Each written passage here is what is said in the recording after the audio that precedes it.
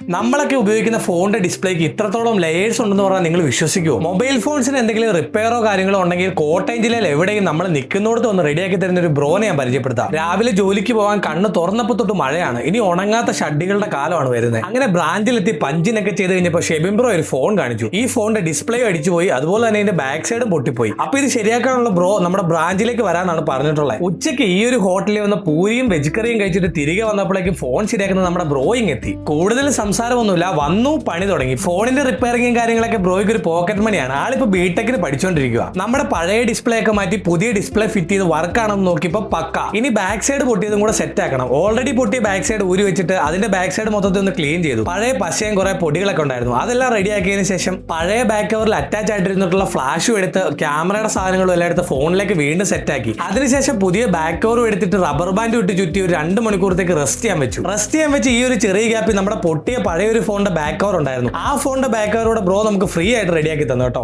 Display മാറുന്നതിനൊപ്പം നമുക്കൊരു screen guard കൂടി complementary ആയിട്ട് കിട്ടിയിട്ടുണ്ടേ. ഒരു 4-5 ലേയേഴ്സ് കൂടി ചേർന്നാണ് ഒരു ഡിസ്പ്ലേ എന്ന് പറയുന്നത്. അങ്ങനെ ഓരോ ലേയേഴ്സിനും ഓരോരോ ഫംഗ്ഷൻസ് ഉണ്ട്. അങ്ങനെ 2 മണിക്കൂറിന് ശേഷം നമ്മുടെ ഫോൺ ഓൺ ആക്കി നോക്കിയപ്പോൾ പെർഫെക്റ്റ് ഓക്കെ. ബ്രാഞ്ച് അടയ്ക്കുന്ന സമയമായപ്പോഴേക്ക് എന്റെ ഒരു കൂട്ടുകാരനോട് വന്നിട്ടുണ്ട്. അങ്ങനെ ഇന്നത്തെ ഡ്യൂട്ടി എല്ലാം കഴിഞ്ഞു. അപ്പൊ ഇന്നത്തേക്ക് ഇത്രേ ഉള്ളൂ. പുതിയ വീഡിയോ ആയിട്ട് പിന്നെ കാണാം.